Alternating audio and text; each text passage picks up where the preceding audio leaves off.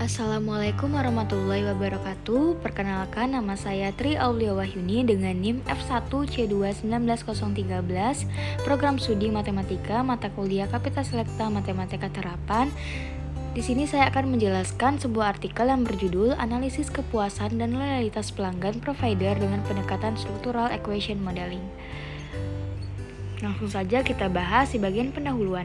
Hal yang sangat penting untuk membantu manusia adalah komunikasi. Komunikasi menjadi semakin mudah saat ini dengan adanya mobile phone. Mobile phone yang berbasis CDMA ataupun GSM semakin memudahkan manusia untuk melakukan komunikasi dengan manusia lainnya.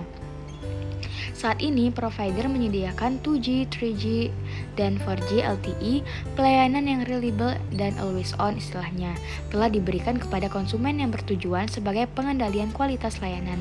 Kinerja perangkat jaringan berpengaruh terhadap kualitas layanan selama pengoperasian, yaitu antara lain ketersediaan power.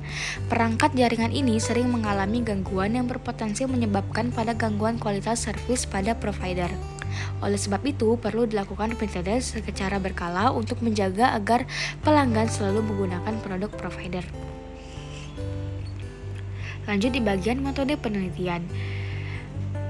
Di bagian teknik pengumpulan data dengan melalui penyebaran angket atau kuesioner yang memuat tentang daftar pertanyaan untuk memperoleh data dan keterangan dari responden. Skala pengukuran menggunakan skala Likert 5 poin. Lalu ada identifikasi variabel. Nah, variabel dalam penelitian ini yaitu performansi produk atau X1, kualitas layanan atau X2, kepuasan pelanggan atau Y1, dan loyalitas pelanggan atau Y2. Uji hipotesis penelitian ini adalah: yang pertama, pengaruh performansi produk terhadap kepuasan pelanggan. Yang kedua, pengaruh kualitas layanan terhadap kepuasan layanan. Yang ketiga, pengaruh performansi produk terhadap loyalitas pelanggan. Yang keempat, pengaruh kualitas layanan terhadap loyalitas pelanggan. Yang kelima, pengaruh kepuasan pelanggan terhadap loyalitas pelanggan. Selanjutnya dilakukan pengolahan data dengan menggunakan software Smart PLS 3.0, pengujian validitas menggunakan uji convergent validity dan discriminant validity dengan software Smart PLS 3.0. Hasil uji validitas dapat dilihat pada hasil loading factor untuk setiap indikator konstruk dengan nilai loading factor lebih besar dari 0,7. Nilai AFE atau Average Variance Extracted dapat juga dijadikan ukur validitas dalam yang bernilai lebih dari 0,5. Discriminant validity dapat dilihat pada nilai cross-loading untuk setiap variabel harus lebih dari 0,7. Dan untuk penelitian yang bersifat konfirmatory dan nilai rentang 0,6 sampai 0,7 untuk penelitian yang bersifatnya explanatory. Lanjut, di sini ada diagram path untuk SEM.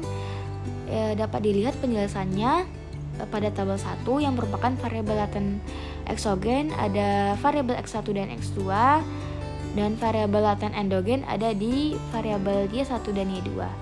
Nah, persamaan struktural untuk model yang akan diuji adalah ada dua persamaan, yaitu Y1 sama dengan gamma 1 X1 ditambah gamma 2 X2 ditambah zeta 1, dan Y2 sama dengan gamma 3 X1 ditambah gamma 4 X2 ditambah beta 1 Y1 ditambah zeta 2, yang mana keterangan gamma ini merupakan koefisien pengaruh variabel eksogen terhadap variabel endogen, dan beta merupakan koefisien pengaruh variabel endogen terhadap variabel endogen, dan zeta merupakan galat model. Lanjut, di sini ada persamaan measurement, ada 4 persamaan, yaitu X1 yaitu untuk performansi produk ada 3 persamaan, dan untuk kualitas layanan atau X2 ada 3 persamaan pula, dan untuk kepuasan pelanggan atau Y1 ada 3 persamaan, dan terakhir untuk loyalitas pelanggan atau Y2 ada 3 persamaan. Nah, di sini ada tabel variabel dalam model yang merupakan keterangan dalam persamaan model tersebut, yang mana lambda merupakan loading factor, delta merupakan galat pengukuran variabel manifest untuk variabel eksogen, dan epsilon merupakan galat pengukuran variabel manifest untuk variabel endogen. Lanjut di bagian hasilan pembahasan. Nah, di sini ada hasil uji SEM dari PET diagram model dengan Smart PLS dapat dilihat pada gambar berikut ini, yang gambar 2. Setelah itu langkah selanjutnya melakukan pengolahan data dengan data dari 60 responden. Dan dapat pula kita lihat dalam gambar 3 yaitu model SAM PLS. Nah, di hasil ini menjelaskan tabel 3 yang menunjukkan bahwa nilai korelasi antara item pertanyaan dengan total item terletak antara 0,393 dan 0,713. Nah, terlihat pula bahwa nilai signifikansi korelasi lebih kecil dari 0,05. Nah, nilai R tabel dengan N sama dengan 0 pada alfa 0,05 sehingga ditemukan nilai R tabel sebesar 0,254. Dengan demikian kesimpulan bahwa nilai R yaitu hitung R lebih besar dari R tabel, maksudnya nilai R hitung itu harus lebih besar dari R tabel yang mana 0,254 sehingga seluruh item dalam variabel yang diteliti ternyata dinyatakan valid. Lalu kita uji Rayleigh instrumen yang dapat dilihat tabel 4. Dan hasilnya adalah berdasarkan tabel 4 dan 5 diketahui nilai alfa sebesar 0,672. Kemudian nilai ini dibandingkan dengan nilai R tabel dengan N sama dengan 60 dikurang 2 dalam distribusi nilai R tabel signifikansi 5% diperoleh nilai R tabel sebesar 0,254. Maka kesimpulannya bahwa nilai alfa sama dengan 0,672 lebih besar dari nilai R tabel yang mana 0,254 sehingga seluruh item dalam variabel yang diteliti dinyatakan reliable dan dapat digunakan dalam analisis selanjutnya.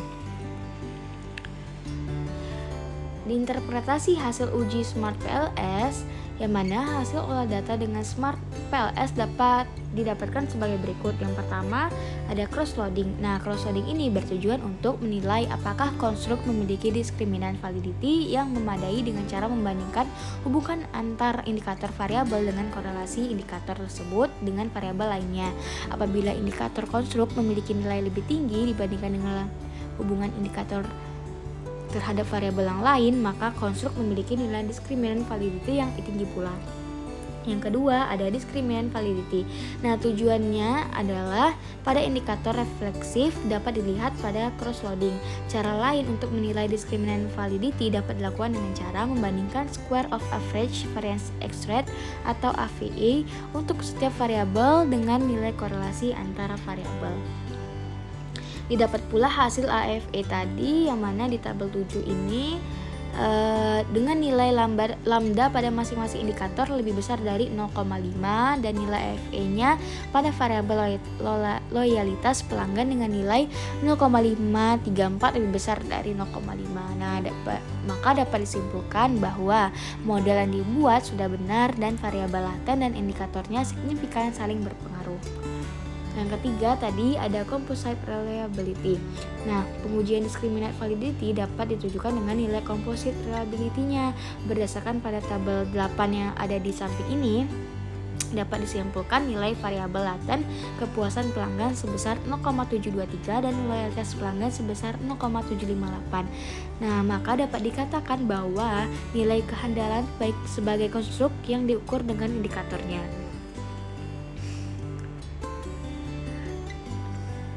Lalu hasil uji inner model atau model struktural. Nah, pengujian inner model atau model struktural yang dilakukan untuk melihat hubungan antara variabel, nilai signifikansi, dan R-square dari model penelitian.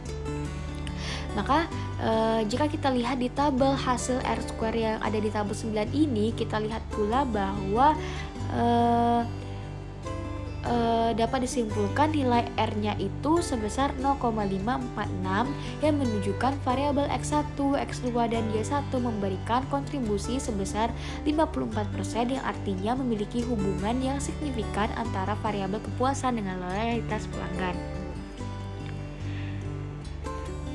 Didapat pula kesimpulan dalam penelitian kita ini yaitu berdasarkan penelitian di atas mengindikasikan bahwa terdapat variabel kepuasan pelanggan terhadap loyalitas pelanggan. Maka metode PLS-SAM dapat digunakan untuk menganalisis hubungan antara variabel yang terdiri dari indikator-indikator yang mempengaruhinya.